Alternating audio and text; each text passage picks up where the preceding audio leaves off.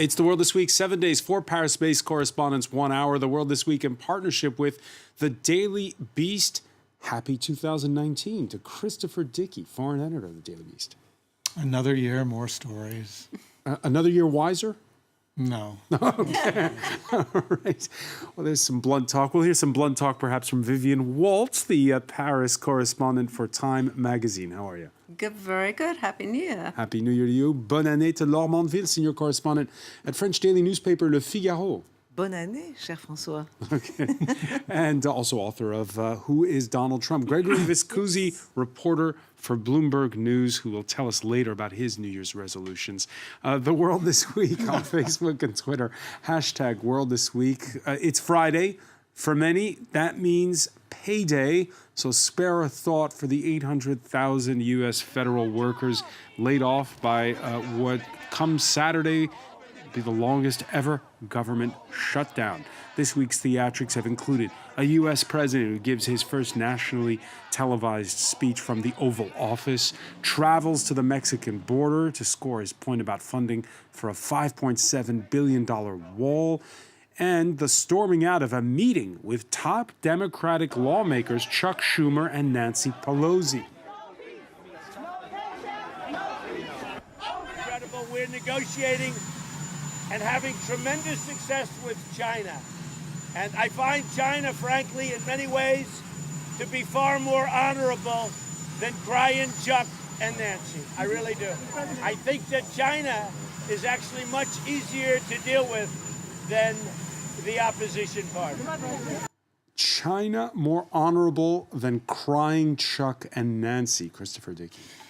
Well, look, I've said it before, and I'd say it again. I mean, he basically is appealing to an audience that he thinks of as if it were a professional wrestling audience. That's why he gives people nicknames. He plays these games. This is all theater for him.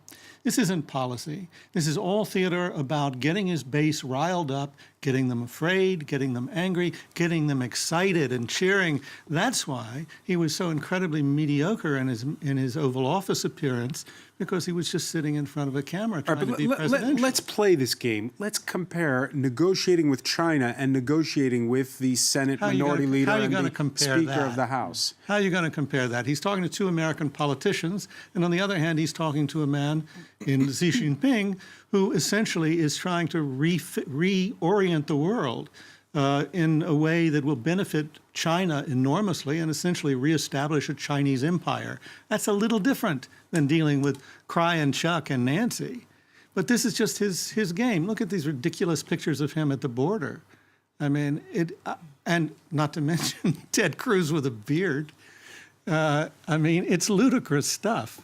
Ludicrous stuff, or is it, Gregory Viscusi? I think pretty ludicrous. I think this is probably the biggest miscalculation he's done so far in his term. That I think that generally you've got to credit him. He's got a certain political sense for his base, you know, how to play the game.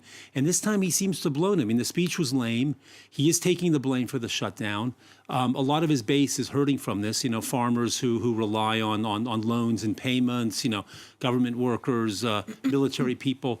And it doesn't seem, it's clear that some Republican senators are abandoning him over this. I think it is his first first miscalculation. Taking the blame, perhaps, overall. But what politics we've learned over the past couple of years is that what matters more is not convincing a majority of the people, but firing up your own base. Are they fired up over this? I'm not sure.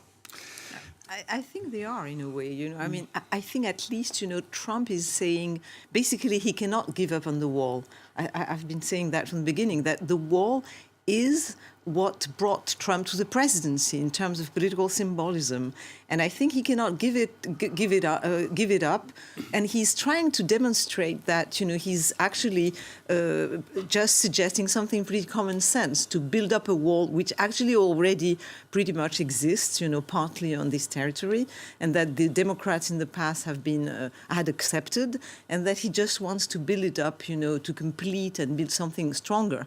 And so he's trying to make them look you know, irresponsible or weak or not taking care of security. He might lose this game, but at least he's showing that he's keeping his promise, and that's the same with China. And also, I think what is interesting, I think there is actually some kind of comparison to be made with what he's doing, with North Korea, with China, and with Nancy Pelosi and Chuck Schumer. He's playing this huge theater. He's in a fight. It's a fight on the stage of politics. And he's going to go back and forth, to blow up, to have this, indeed, speech on TV, then come back, go on the border. And he's trying all these different levers and seeing what is going to happen. He might lose, but, He's testing what might work. He's testing what might work. It's about more than the border wall, because we heard in his speech, for instance, when he made the argument that he talked about rich politicians who build walls around their properties. He didn't say rich people. He said rich politicians.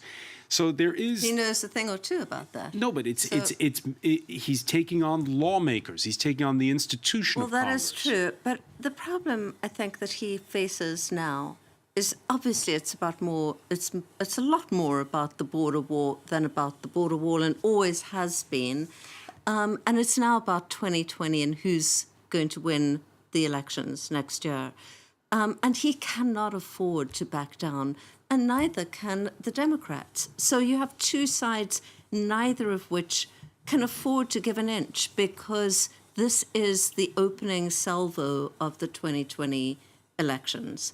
And I think I agree with Greg that this is like a bad miscalculation, in the sense that you can appeal to your base, you can rile them up, you can have them fired up, but that base is narrow. And it's a hardline base, but it's a limited number, and it could shrink if the economy gets worse. Are we blinded by precedent, which is 23 years ago, there was this big shutdown. It was the Republicans, led by the Speaker of the House, then Newt Gingrich, against then Democratic President Bill Clinton. And the losers were the Republicans in the court of public opinion. Are we blinded by that precedent? We think, whoever is thought to have provoked the shutdown automatically politically loses. Well, maybe Chuck Schumer and Nancy Pelosi are old enough to remember it that way. But no, I think this is going to play out very much in terms of the present, not the past. This is not the precedent of the Clinton shutdown or the Gingrich shutdown. This is about right now. I think Laura's exactly right when she says he really needs this wall. But he's now in a negative with this. He can't do without the wall. That's the problem. It's not that he needs the wall to build support. It's that if he loses this fight about the wall, he will start to lose precisely those hardline constituents who say we can't do without it. We must have it. But they will see that he fights. He's showing that he's a fighter, and I think he has the support of the majority of Americans. But he can't be a loser. Maybe not on the wall, but on the fact that that a country without borders is not a country.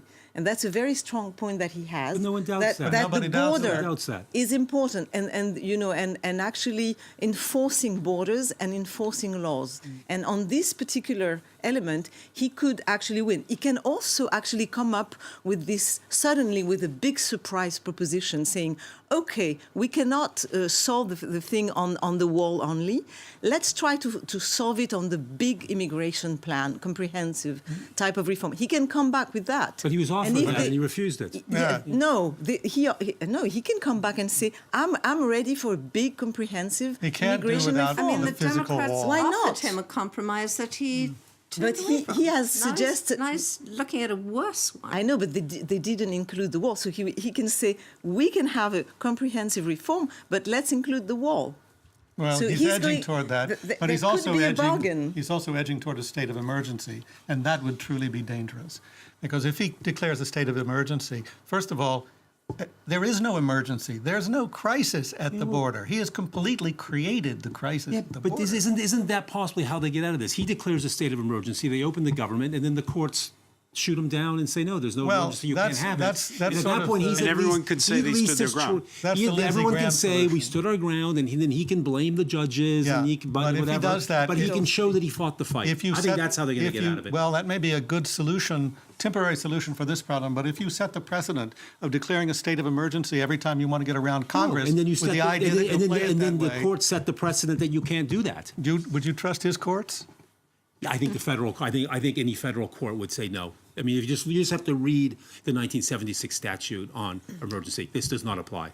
Any court would shoot it down. His lawyers are telling him it does. It's what he says. While the U.S. president takes on congressional Democrats, his Secretary of State returned to what Republican hawks see as the scene of the crime. Cairo, where in 2009 Barack Obama gave a speech to the Arab world signaling a break with the past on Iran, Iraq, and more. That was then, this is now. Remember, it was here in this city, that another American stood before you. He told you that radical Islamist terrorism does not stem from an ideology. He told you that 9/11 led my country to abandon its ideals, particularly in the Middle East. He told you that the United States and the Muslim world needed, quote, a new beginning, end of quote. The results of these misjudgments have been dire. In falsely seeing ourselves as a force for what ails the Middle East, we were timid in asserting ourselves when the times and our partners demanded it. Dire misjudgments, Christopher Dickey. Look, this is a Saudi speech. That's what this is.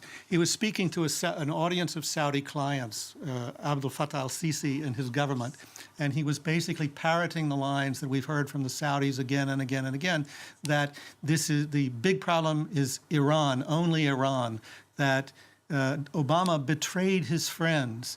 He completely ignored the invasion and occupation of Iraq as a factor in any of this, completely ignored it, and in fact said, you know, we only go in to liberate countries, and then when we get out when the job is done. Well, was the job done in Iraq? I don't think so. So the fact is, it was all a fiction built around the prejudices and interests of Mohammed bin Salman's Saudi Arabia.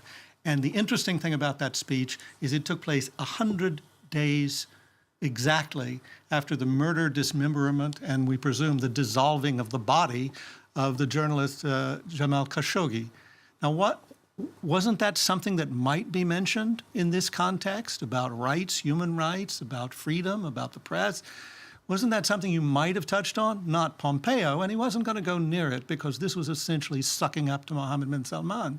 It's a juggling act for Pompeo. On the one hand, stating that the enemy is Iran, and on the other hand, saying that the U.S. is withdrawing from northeast Syria, but remains committed to the region. Yes, of course, and the whole notion that America never retreats, but here we are pulling out of Syria. So it seems like he has almost been trapped in a kind of web of contradictions. They're pulling out of Syria. Presumably, that's going to be very good for Iran, and yet the Secretary of State is completely obsessed with Iran, as is the president. So I think that you saw it a little bit in that clip that we played before of him stumbling over his words, perhaps in a sense knowing that he's kind of entangled in a speech that doesn't really make any logical sense. I think he's smarter than that speech, to tell you the truth. I agree that he's quite smart, actually, Pompeo. What I would like to add, I think that Christopher is right about the part on Saudi Arabia, that actually, in a way, this administration had bet a lot on using Saudi Arabia to sort of play its game in the Middle East. But at the same time, I think we should nuance what we're seeing, because when we're saying that America is getting out of Syria, so it's out of the Middle East, it's not completely true. I mean, when Trump was in Iraq, I remind you that he was in Iraq over Christmas, visiting the troops and sort of thanking them, and that he said very clearly that they are staying in Iraq. So they're not completely withdrawing. They're going to have these bases, which will be in Iraq, and they have made clear in the last month, I would say, I mean, ever since he announced this withdrawal, that they would stand ready to strike, the Islamic State whenever they come. What I think that what Trump is actually raising one question that in some ways has to be addressed, which is when do you leave a country? I mean, the United States has no mandate to be in Syria, by the way. There is a government which is taking over, pushed by Putin, has actually reconquered the territory of Syria. So the question is, when do you withdraw? And of course, maybe it's in a way irresponsible, dangerous, because there's going to be a void. It's very problematic for Europe because we are next door, and for us, it's a huge problem that they're withdrawing. But at the same time, this question is being asked, I think, is right. And it's the same in Afghanistan. When do they get out? And it will be the same, for instance, in Sahel for the French. When do we get out? Do we stay forever? I mean, this Pompeo speech was utterly incoherent and, contradictory and everything. Mm-hmm. However, let's be fair. The previous two American presidents did not cover themselves in glory in this region. So, yes, Trump's made mistakes, I'm sure, but the previous two made probably bigger mistakes in a lot of ways. And where does it go? Where does it go now? Because we had earlier in the week Trump's national security advisor coming off a trip to Israel where he says, we're not going to leave very soon to northeast Syria, and then getting rebuked by Turkey's president, who didn't even sit down with John Bolton. I don't know where it's going to head. I mean, clearly, there's a fight going on within the administration. I don't, as we know, the president doesn't listen to his advisors. He's very, very unpredictable. So it's impossible to say where it's going to end. But it's clear there's not going to be an immediate pullout from Syria. I think that's pretty clear. They're starting to withdraw. Yeah, they already have started. Yeah. But will it be slow. complete? Well, it's not going to be that slow. I mean, in fact, they've got everything lined up to head out the door. I mean, they're pulling out. But It's that's- going to happen. Well, they didn't. Although, But as they Laura didn't says, keep they- troops in bases in Iraq that Exactly. they can destroy. Yes, Pompeo but said that today. yes, but the He said, bases "We're in gonna Iraq, stay but the here." bases in Iraq are irrelevant to the ground war and the ground presence in Syria. That's the whole problem. The whole issue was that a big part of the issue was that under Obama, after 2014, he wanted to stay out of Syria. He didn't think it was a good idea to get into Syria. But when they realized they had to go into Syria, they had to have somebody to fight on the ground. The only people that they could find who were effective were the YPG, basically an adjunct of the PKK terrorist organization out of Turkey. Those people turned out to be very damned effective, and they were used again and again and again, and then a lot of them died, thousands of them died, and they killed thousands of people, including and especially thousands of people from ISIS. They retook Raqqa. They retook all that territory that they brag about retaking. Turkey wants to destroy that organization. The U.S. pulls out. Turkey will destroy that organization, and nothing that Pompeo says or Bolton says will protect it. All right, we're gonna leave it there for now. We'll be right back. So stay with us. You're watching The World This Week.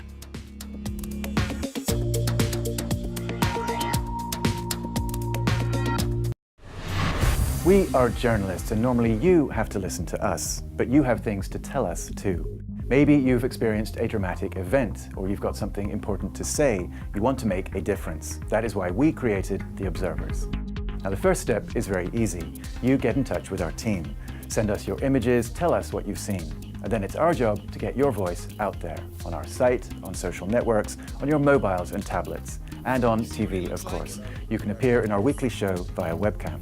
Or perhaps we'll come see you in person, where you live, in your country, your town, and we'll work together on a report for our investigative show, The Observers Direct. So you get the idea. This show is your show, your way to get your voice out to the world.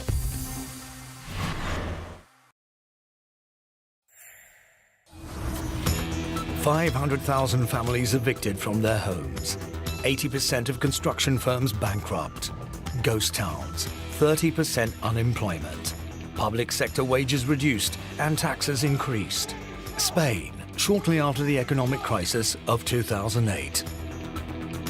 Today, things look better, but what price has been paid?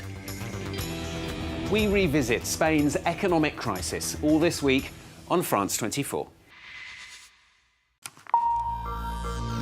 Welcome back. Before we resume the World This Week, it's just a reminder of the stories we're following for you in the newsroom. Congo's Catholic Church asks the UN Security Council to pressure the National Electoral Commission to publish the breakdown of election returns. Its own tally does not match that announced, giving a provisional win to Felix Tshisekedi. The White House moves towards declaring a national emergency to fund Donald Trump's border wall. This as federal employees miss their first paycheck on a record-tying 20th day of a government shutdown. Canada's Prime Minister pleased to announce the offering of asylum to a Saudi teenager who fled fearing for her life. She's currently in Thailand. And a landmark vote in Macedonia's parliament, the passage of an amendment to the constitution that changes the country's name to the Republic of North Macedonia. It's a part of a deal to end a decades-long dispute with neighboring Greece.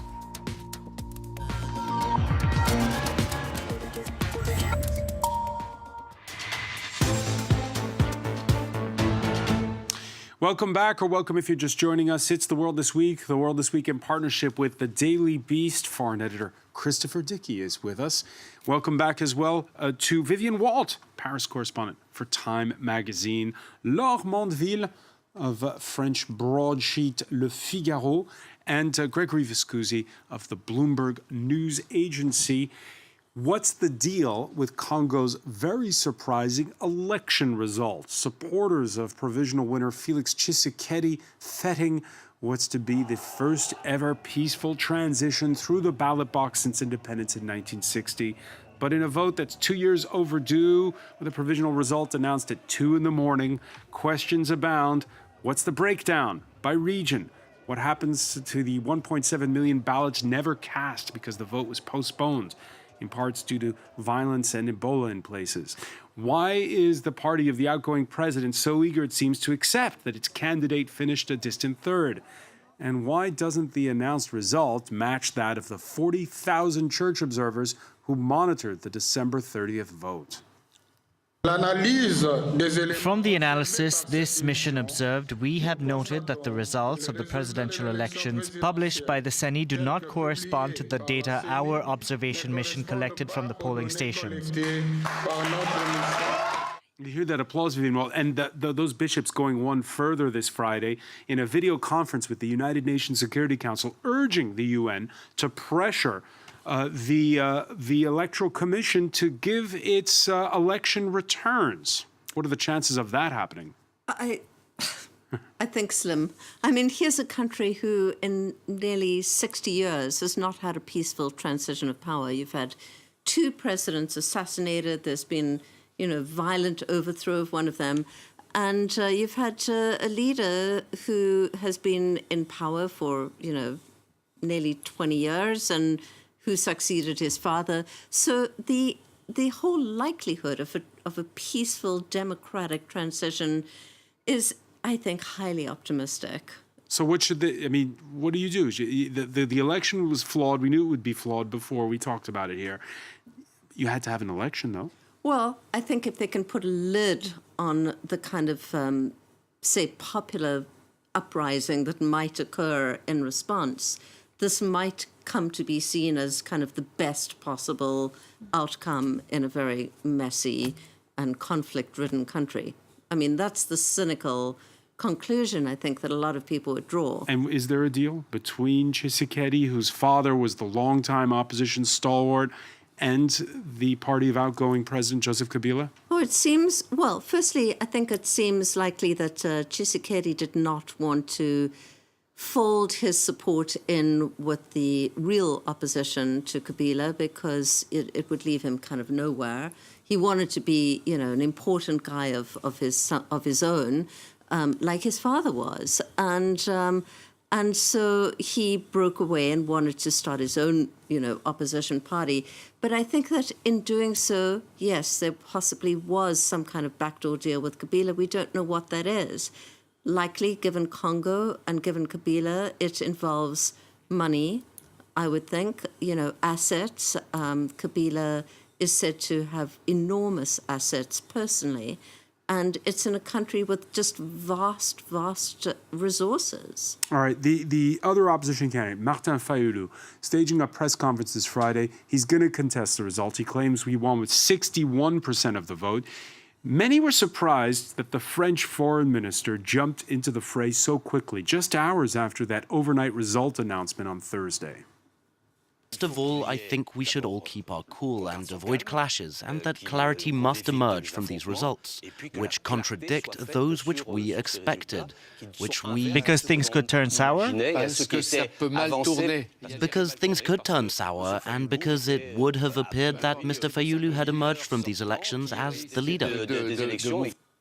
Mr. Fayulu, that wasn't the question that was put to him, and yet there he is saying it. Your thoughts on that? That's quite interesting. I think that it's. I mean, I have no particular thought myself, but I was reading the articles that our special envoy from Le Figaro was writing today, and he was underlying the fact that apparently this Martin Fayulu had won, came first with a big difference, in votes according to, certain polling, and that the other ones were really under 20%. So that means that's maybe why, the French didn't want to be tainted with some kind of, lies about what was going on.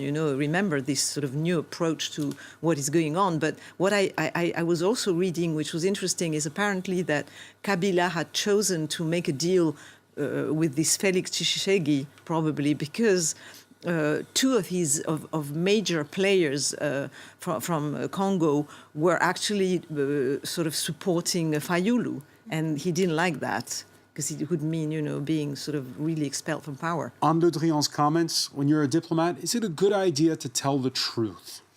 Well, if that is the truth, I think it's a bad idea. It's a bad idea to make the statement he made. It's a very bad idea because, especially with France, although it's not the former colonial power in Congo, it is part of Francophonie. It is part of the general French sphere.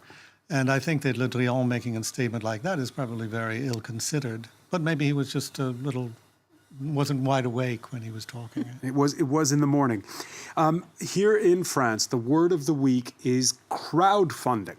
After last weekend's viral video of a former prizefighter punching gendarmes on a Paris bridge, there was outrage over the video and outrage over the 118,000 euros raised in less than 24 hours to pay the legal fees of Christophe Détinger, the former French light heavyweight champ, an instant folk hero to yellow vests on social media. The support and the sum stirring outrage elsewhere, and the crowdfunding site Litchi closing the account. Now, before turning himself in, the boxer posted a video on YouTube where he defended himself. I was tear gassed on the last day. Yes, I wanted to advance on the riot police, but I was gassed with my friend and my wife. I was gassed, and for a moment the anger came up in me and I reacted badly. Yeah, I reacted badly, but I was defending myself. J'ai senti que c'était quelqu'un qui savait ce qu'il faisait parce que les coups, I felt it was someone who knew what he was doing because he kept coming back, protecting his face, and the hits were extremely well landed on my face. It was very long. The videos are short, but it lasted a very long time when you're trying to stay calm. We try to stay back. We have no aggression towards them. But here it's just violence for the sake of violence. Et voilà, c'est la violence gratuite.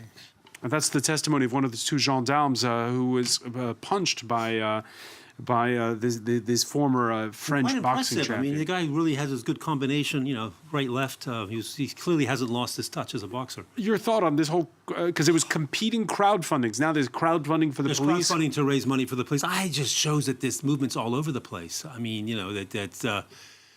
I've spent quite a bit of time out of the demonstrations, breathed a fair amount of tear gas, and I've just met all sorts of people with all sorts of demands. People from all walks of life, with from right to left. Some very pleasant, some rather nasty, and with all sorts of demands. Many of them that can't be reconciled. I do agree. I mean, I spent quite a lot of time too in the streets, trying to understand what was going on. I think this movement is actually very reflective of the diversity of this country. But what I find very worrying is that I think we are in a very bad place in France now, because we have on the one hand this movement, social movement, which has a big authenticity on the one hand. At the same time, it has been sort of taken up by very violent segments and elements, and people sort of in rage and ready to sort of go against the institutions, go against, using violence for the sake of violence. So that's very dangerous, going against the police in a way which is outrageous. And then we have an elite which is sort of, as a journalist from Le Figaro wrote today, Jacques de Saint-Victor, in a very interesting piece about history, is sort of taking the mantle of order, as, you know, the power did in the 19th century during the 1830s, and it didn't end well, because they sort of locked themselves in the idea that they were representing the voice of reason and that the people were totally going mad. And I think we have all these elements. Well, it ended better for General de Gaulle in 1968. He organized a snap general election, which he won by a landslide, saying, look at all the disorder of the student demonstrations, vote for me. And that's true. And in a way, you know, that's some people are arguing that maybe it's not very understandable that you know, the government isn't going for some kind of elections, actually, to sort of turn this huge movement of discontent into something more political. But I think we are really in a pre-revolutionary moment, and we are in a bad place because there are all these conspiracy theories, a total lack of trust, and this sort of, you know, banging together of these different forces. On the one hand, you know, government, the other hand, the street, and the violent people in between. So the big announcement is made on Wednesday that there's the start of these public hearings, the so-called grand debate here in France, to sort of channel all the various demands of the people in this leaderless movement. Where's it going, Vivian? I mean, I hope that works, but to me it seems a little bit tone deaf, if you like. And I think Laura put her finger right on something, which is the elite, the anti-elite versus the elite. And the fact that the elite in France is in a way cocooned in a sort of environment of order and comfort and splendor. And it doesn't matter what kind of ideology there is on the other side. There's, as Greg says, left, right, and everything in between. There's a kind of revolt against what is seen to be a tiny talking class. And the idea of a grand debate just seems to kind of perpetuate that, in my mind. Let's turn this on its head for a minute. We keep talking about this as a vast social movement. I don't see any indication that it is a vast social movement. The thing that's driving those pictures, the reason we're talking about this, is violence. That's why we're talking about it. Violence is what keeps this in the headlines. Violence is what makes us talk about it. And if it were a vast social movement, then we would see millions of people in the streets. Have you seen millions of people in the streets? You have not. Nobody has seen millions of people in the streets. We see little groups of people at roundabouts around the country. We see lots of people destroying radars around the country. Yeah, speed traps. 60% of the country's 60% of the speed traps have been blown away. Fine, that's great. That's kind of amusing. That still doesn't reflect huge numbers. We don't see the huge numbers. And when you look at the polls, commonly cited polls tell you constantly 60%, 70% approval for the Gilet jaunes. Approval of what? If you look at the question, it's approval of the mobilization of the Gilets jaunes. What the hell does that mean? That means that there is a huge discontent. I disagree with you, frankly, on that, because that shows there is a huge discontent in this country. Well, discontent. And that this come on, government this is France. actually There's has always a very huge narrow. discontent No. There is a narrow. I mean, what we've been seeing for weeks now shows that we are in a very serious political moment. I think we're in a serious political moment because it's being handled very badly by... It's not just a few people. I disagree. Because there's a vacuum. There is a vacuum. Macron's party is not a real party, and the two establishment parties have vanished. And that's the danger. Yeah. Thankfully, we don't have elections till 2022, and something could emerge in the next 3 years. But that's the danger, that there's no other offer. And we're going to see... There's no other political So the blowing away of the mainstream center-right and center-left blocks. We do have EU elections. Well, we have EU elections. Yes, exactly. I was going to say that. Which I'm sure we'll get to later. And that's going to be a moment of truth for actually Macron. And I think he's really in a bad situation. But Christopher's right about the numbers. I mean, the absolute peak of the demonstrations, it was only one weekend, there were 300,000. After that, the numbers fell. 300,000 nationwide in France is not that much. I mean, there's been plenty of movements in the past 10, 20 years that have put millions into the streets with no effect. Yes, because they weren't violent. But the nature of the movement, first of all, the sort of diversity of the people who came, for instance, on these crossroads, all over France. I mean, in small cities, in little villages, in big cities, and very different people who don't actually go into the street to hold, slogans. People like, People who plumbers and usually aren't electricians, into politics. hardworking people, business people, small business, etc. The people were really faces of France. And I think we should not disregard that and think that it's nothing. I think it's extremely serious, actually. But the problem is it has been hijacked by you're right here, Christopher, by extremely dangerous, I get tear gassed every goddamn Saturday. I go out and get tear gassed. And what do I see? I see basically casseurs, people breaking things, smashing things, burning things. And these decent people that you talk about, there are some of them. You can tell they all look completely lost in the big city. And they're standing there as spectators to this. They're not going and saying, this is ruining our cause. Violence is bad for us. They love to see Paris. Say that. They don't say it to the people who are doing it. And the people who are doing it are there to trash Paris. All right, the yellow vest getting a major endorsement from across the Alps. Italy's Deputy Prime Minister Luigi Di Maio urging them on his blog to, quote, hang tough. The leader of his coalition, of the coalition partner from the far-right League Party, going one better, calling for Emmanuel Macron to resign. I give all possible support to the French, who in a well-behaved and respectful way tell their president, who does not think in the interests of the French people, that the sooner he returns home, the better. But any episode of violence is to be condemned, without conditions. Condemned. Gregory Viscusi? This is all about the European elections, is really what it is. It's all about the European elections, that both Di Maio and Salvini are going to be competing against each other in these European elections, and they both need allies. But can you think of a precedent of an Italian deputy prime minister cheering on the people who are calling for the resignation of France's president? The president of France called them lepers. He called them lepers. That's right. He made it very clear before the election who he wanted to win. I mean, this idea that, oh my God, how could you possibly interfere in the politics of another country? First of all, the French do it all the time. Second of all, they should. If you're going to have a European Union, it's going to be a union, you have every right to talk about politics in other countries, just as a governor of New York can talk about what's happening in California. I mean, why not? I think that Macron has delivered a fair amount of hits against Salvini. And Salvini and rightly so. Wants to be bigger than just the deputy prime minister of Italy, which doesn't sound that impressive. He wants to be the big man in Europe, the big populist in Europe. And that's the way he's positioning himself. The elections, the EU elections are just 4 months away. But the backstory to this is the competition between Di Maio and Salvini. I mean, that's what the backstory to this is. But I think Susan is right to say that, the big match, though, is going to be between the Macron camp and the Salvini one. And Salvini, actually, after people thought it was going to be Orban, it was going to be Kurz, now it seems like, it's going to be Salvini, like the emerging leader of this sort of a pro-nation state type of Europe. He goes this week to Warsaw to get the support of the nationalist Peace Party of Kaczynski. Absolutely. Not sure that he will get all the support, because these people, of course, what is going to be tough for them is that they disagree on some very important issues. On almost everything.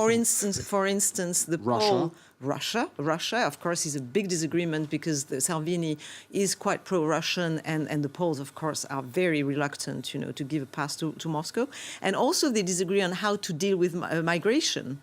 And they disagree on money. Italy is a big net payer into the EU, and Poland's the biggest net receiver from the EU. So, I mean, there's all sorts of issues where they don't have agreement. Yes, but they are going to push this sort of, sovereignist type of Europe against Macron. And Macron is in such a bad place, internally, that he's going to be very weakened. This week's sign that the apocalypse is upon us comes courtesy of Vivian Walt.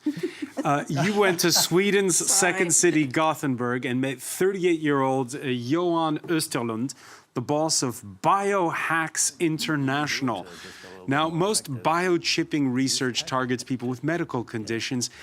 Not so here, Vivian. He's got people putting chips under their skins so that they don't have to carry credit cards or their gym membership card around. The Swedes love it. 4,000 people have done it so far. Actually, I think 4,000 is now an outdated figure. There are thousands every day. In fact, he just Does it worry you? texted me today saying he was overwhelmed with requests. Does it worry me? It's a little creepy, I have to say, to watch people getting chips put into their bodies. Then again, you ask them, they say, well, what are you carrying around a cell phone for? You know, that's like transmitting your whereabouts every second of the day and night, and it's way less secure. How big are they? How big are these things? It's like a grain of rice. And how far does it transmit? I mean, how far can you be picked up? Yeah, it's what's called near-field communication. So you could, say, operate this microphone with your hand. So it does allow you to be open tracked it, less than carrying your cell phone around. Pay for things. Are you don't convinced, have to Chris have Verdicki? Credit cards. Well, I read Viv's article. I thought it was great, and I'm not gonna get it done like tomorrow, but I think it certainly the people that she was interviewing make a pretty good case for it. It's not just about not carrying your credit cards. It's about not carrying your keys. It's about having basically a means of electronic identification that we're using phones, credit cards, other things for. That's built into your hand. Usually they put it right about here, don't they? That's right. So, and it seems to me... Lol's perfectly shaking her head. reasonable. Lol's shaking her head. I'm going to play the conservative voice here because I think that, you know, it's really part of this crazy world where technology seems to be taking over, and man so wants to be able to do everything that he's sort of getting enlarged by technology, but he's forgetting that he's not God. And that he's only man. And I think that's one of the key problems, you know, of our time, that we are controlling less and less things, but we want more and more to look like gods. But when you're in passport line, don't you choose the option of just doing your fingerprint and skipping the big line? I do. All right. Yeah, but it's... Greg's convinced. Many Oh, thanks. I don't know. I don't know if I... Gregory Viscusi, sign him up. Greg. Many thanks, Greg. I want to thank I mean, what's Vivian wrong with Walsh. just eye recognition or fingerprints? I don't want to be traced everywhere. I want to thank Chris Verdicki. I want to thank as well Laure Mondeville. Stay with us. Media Watch is next. But you already are, Laura. You are yourself.